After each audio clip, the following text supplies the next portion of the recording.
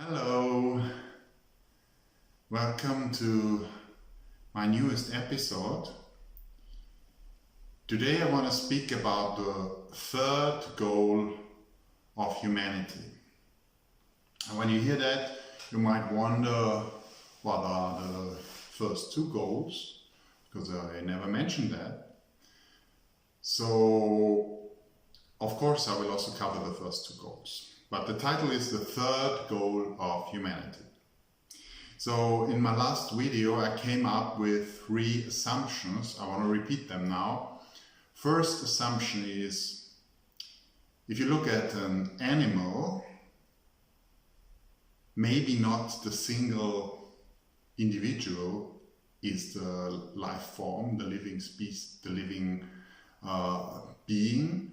Maybe it's the species as a whole. Maybe this is one life form, one creature. The second is that can be true for humanity as well.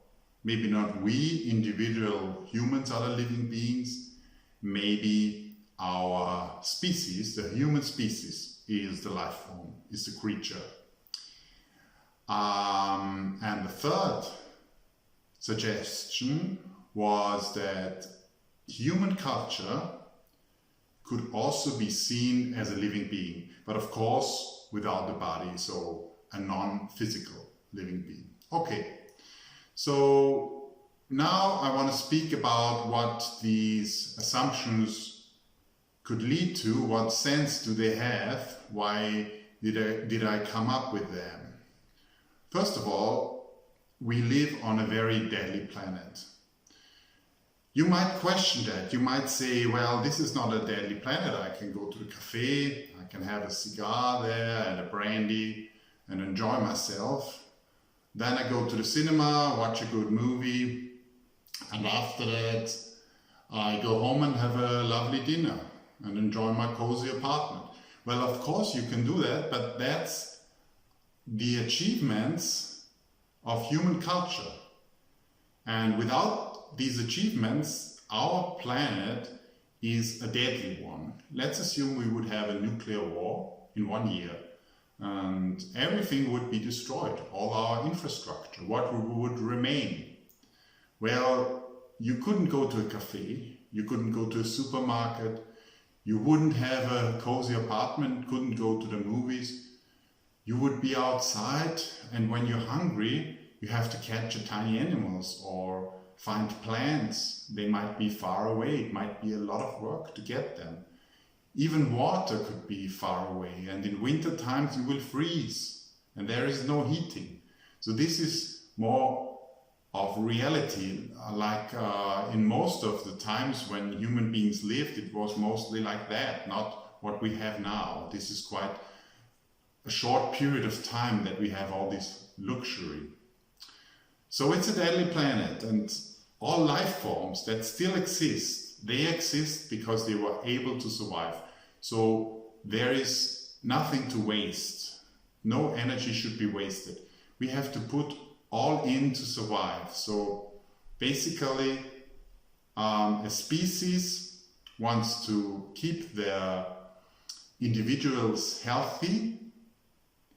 It wants them to survive, of course, and it wants them to reproduce, because then the next generation will live on, and the more individuals are there, the harder it is that the species gets extinct.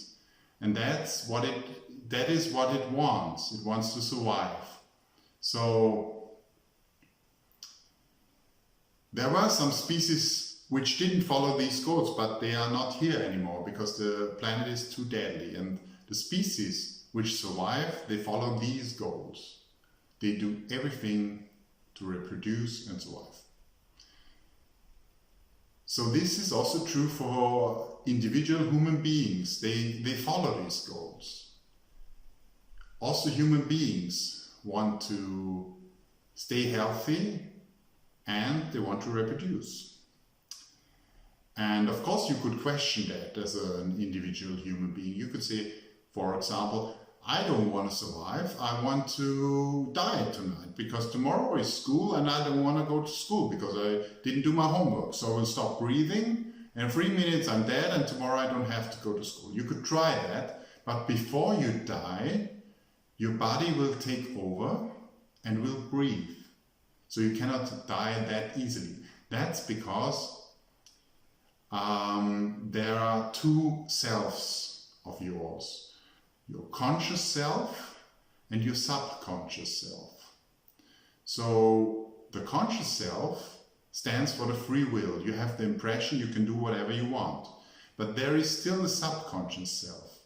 And this second self influences you and sometimes stops you. Whenever you want to hurt your body, when you touch fire with your hand, or when you freeze, or when you try to kill yourself too easily, or when you stop to eat, your body, your second self, will interfere and save you. So, because your body, or your second self, follows the goals of the species. You were made for the species, that the species improves its chances to survive. So you cannot easily kill you. I mean, of course you can do it if you do it in a smart way. But if the subconscious self can stop it, it will stop it.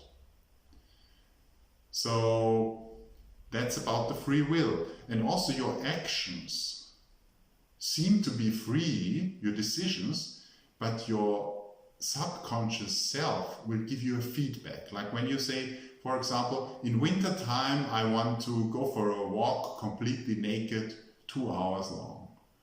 Your subconscious self will get the idea and will think, well, that's not good for my body. It will be horribly cold and the body might get harmed and ill. So it will give you a negative sensation, and this will manipulate you. While when you say, well, I stay at home and cook a nice dinner, your second self will give you a positive sensation. And through this manipulation, you rather decide to stay home and have a nice dinner. So that's how your second self interferes. You have a free will, but it's manipulated by your subconscious mind. So now let's look at culture. Because so far, the assumptions are you as a human want to survive and you want to reproduce. This is for your species. The third thing is culture. I said culture can be seen as a living being. Also, a culture lives in a deadly environment. A culture lives only in human minds. Would no human anymore believe in a culture or know a culture, the culture would be dead. And it's not likely that humans adopt the culture. You know, when somebody tells you something about a new idea, a new culture, usually you want him to shut up. So a culture has to appear very special that there is a chance that humans will follow. For example, to become rich easily.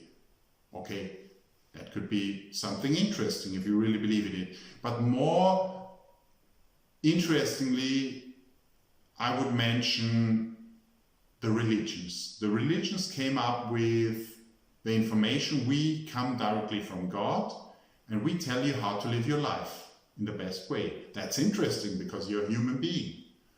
So you listened to that and there was a chance you adopted this culture. So when a culture comes up with an interesting content, you could adopt it. But there's a lot of competition, you know. And the second thing is, successful cultures also include that the people who follow all the time have to tell about this culture so that other people could as well be influenced and maybe also take over this culture. So a successful culture also has to spread. That's because there's a huge competition between cultures. And only the cultures that spread successfully and which are very convincing, they make it in the long run. So when you are convinced by a culture, you will follow its principles. And because of that, you will also spread the culture. Because that's what the culture includes, if it's successful. So because of that, I want to come up with 3 goals of humanity. The first thing is you want to stay healthy. You want to have a healthy body. The second goal is you want to reproduce, create more human beings. And the third goal is you want to spread your culture. I hope you like these 3 goals, and I thank you very much for watching.